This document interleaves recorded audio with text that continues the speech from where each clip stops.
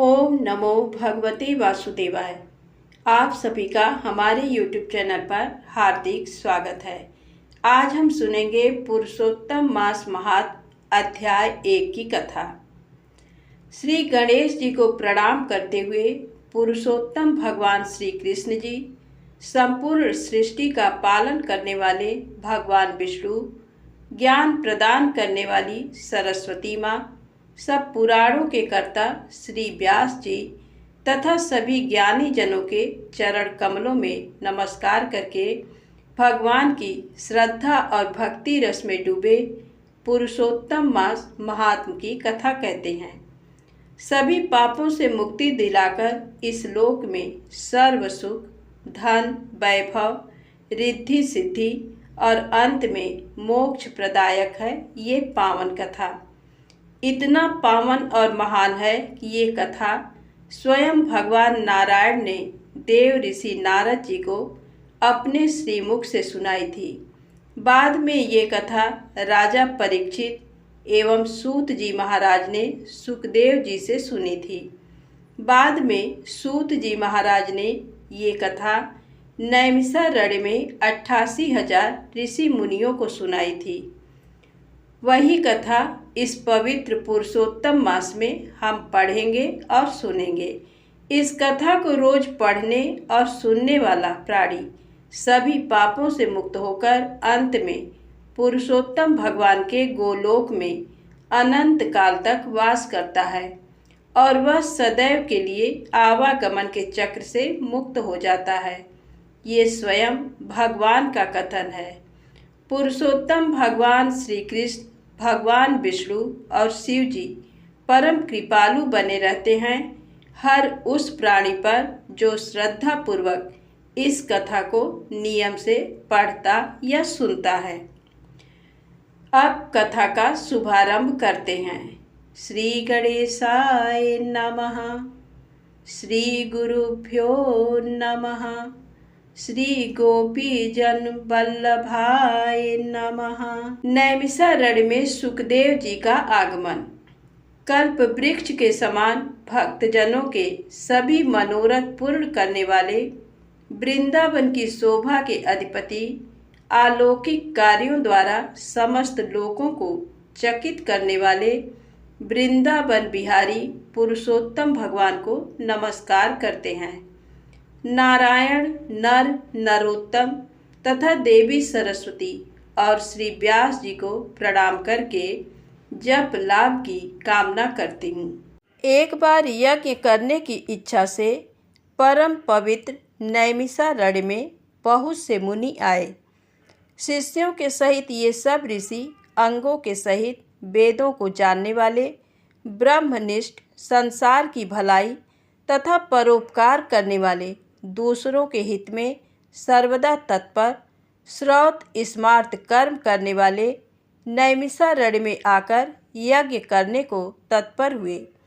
इधर तीर्थयात्रा की इच्छा से सूत जी अपने आश्रम से निकले और पृथ्वी का भ्रमण करते हुए उन्होंने नैमिषारण्य में आकर शिष्यों के सहित समस्त मुनियों को देखा।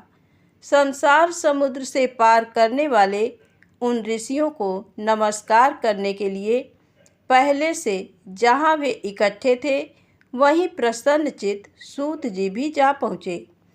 इसके अनंतर पेड़ की लाल छाल को धारण करने वाले प्रसन्न मुख, शांत, परमार्थ विशारद, समय गुणों से युक्त, संपूर्ण आनंदों से परिपूर्ण, ऊर्ध्वपुंड्रधारी, राम नाम मुद्रा से युक्त, गोपी चंदन मृत्तिका से दिव्य शंख चक्र का छापा लगाए, तुलसी की माला से शोभित, जटा मुकुट से भूषित, समस्त आपत्तियों से रक्षा करने वाले, अलौकिक चमत्कार को दिखाने वाले, भगवान के परम मंत्र को जपते हुए समस्त शास्त्रों के सार को जानने वाले, संपूर्ण प्राणियों के हित में संलग्न, जितेंद्री तथा क्रोध को जीते हुए जीवन मुक्त जगत गुरु श्री व्यास की तरह और उन्हीं की तरह निष्प्रिय आदि गुणों से युक्त उनको देख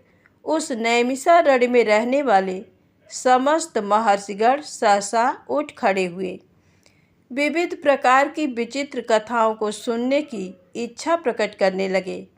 तब नम्र स्वभाव सूत जी प्रसन्न होकर सब ऋषियों को हाथ जोड़कर बारंबार दंडवत प्रणाम करने लगे। ऋषि बोले, हे सूत जी, आप चिरंजीवी तथा भगवत भक्त हो। हम लोगों ने आपके योग्य सुंदर आसन लगाया है। हे महाभाग, आप थके हैं, यहाँ बैठ जाइए। ऐसा सब ब्राह्मणों ने कहा। इस प्रकार बैठने के लिए कहकर जब सब तपस्वी और समस्त जनता बैठ गई, तब विनयपूर्वक तपोवृद्ध समस्त मुनियों से बैठने की अनुमति लेकर प्रसन्न होकर आसन पर सूत जी बैठ गए। तदनंतर सूत को सुखपूर्वक बैठे हुए और श्रम रहित देखकर पुण्य कथाओं को सुनने की इच्छा वाले समस्त ऋषि ये बोले, हे सूत जी, हे महाभाग, आप भाग्यवान हैं। भगवान व्यास के वचनों के हार्दिक अभिप्राय को गुरु की कृपा से आप जानते हैं। क्या आप सुखी तो हैं? आज बहुत दिनों के बाद कैसे इस वन में पधारे? आप प्रशंसा के पात्र हैं।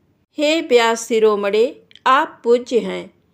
इस असार संसार में सुनने योग्य हजारों विषय हैं, परंतु उनमें श्रेयस्कर थोड़ा सा और सारभूत जो हो वह हम लोगों से कहिए। हे महाभाग, संसार समुद्र में डूबते हुओं को पार करने वाला तथा शुभ फल देने वाला आपके मन में निश्चित विषय जो हो वही हम लोगों से कहिए। हे अज्ञान रूप अंधकार से अंधे हुओं को ज्ञान रूप चक्षु देने वाले भगवान के लीला रूपी रस से युक्त परमानंद का कारण संसार रूपी रोग को दूर करने में रसायन के समान जो कथा का सार है वह शीघ्र ही कहिए। इस प्रकार शौनक आदि ऋषियों के पूछने पर हाथ जोड़कर सूत जी बोले, हे समस्त मुनियों, मेरी कही हुई सुंदर कथा को आप लोग सुनिए। हे विप्रों, पहले मैं पुष्कर तीर्थ को गया।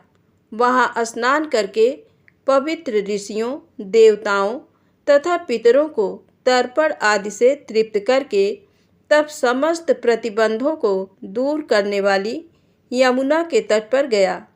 फिर क्रम से अन्य तीर्थों को जाकर गंगा तट पर गया। पुनः काशी आकर अनंतर गया तीर्थ पर गया। पितरों का श्राद्ध कर तब त्रिवेणी पर गया। तदनंतर कृष्णा के बाद गंडकी में स्नान कर पुलह ऋषि के आश्रम पर गया। धेनुमती में स्नान कर फिर सरस्वती के तीर पर गया। वहाँ हे विप्रों, त्रिरात्रि उपवास कर गोदावरी गया। फिर कृतमाला, कावेरी, निर्विंध्या, ताम्रपर्णिका, तापी, बैहायसी, नंदा, नर्मदा, सरमदा नदियों पर गया।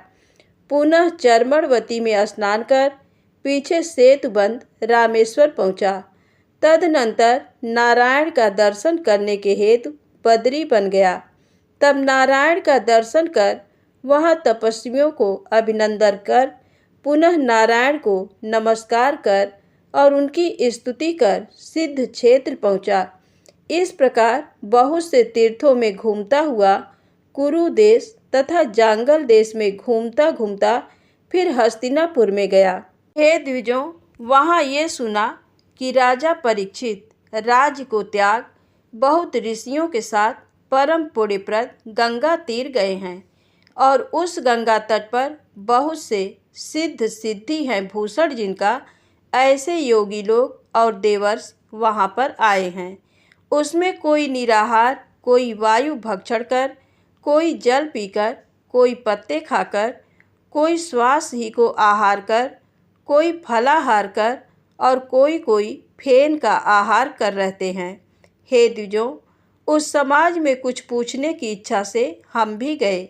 वहाँ ब्रह्म स्वरूप भगवान महामुनि व्यास के पुत्र, बड़े तेज वाले, बड़े प्रतापी श्री कृष्ण के चरण कमलों को मन से धारण किए हुए श्री सुखदेव जी आए।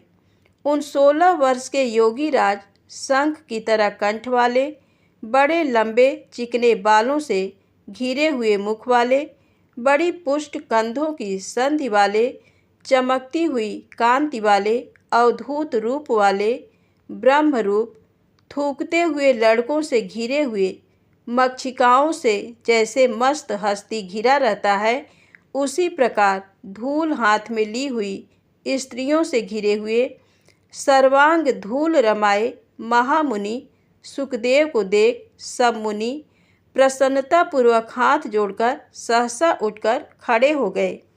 इस प्रकार महामुनियों द्वारा सत्कृत भगवान सुख को देखकर पश्चाताप करती हुई स्त्रियां और साथ के बालक जो उनको चिढ़ा रहे थे दूर ही खड़े रह गए और भगवान सुख को प्रणाम करके अपने अपने घरों की ओर चले गए। इधर मुनि लोगों ने सुखदेव के लिए बड़ा ऊंचा और उत्तम आसन बिछाया। उस आसन पर बैठे हुए भगवान सुख को कमल की कर्णिका को जैसे कमल के पत्ते घेरे रहते हैं, उसी प्रकार मुनि लोग उनको घेर कर बैठ गए।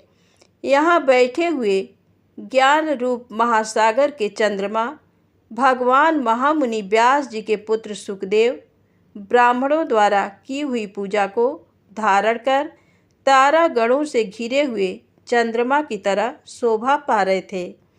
धन्यवाद। आज की कथा समाप्त होती है। प्रेम से बोलें श्री विष्णु भगवान की जय हो। कथा अच्छी लगी हो तो कृपया लाइक अवश्य करें, चैनल को सब्सक्राइब करें। प्रेम से बोलें विष्णु भगवान की जय हो।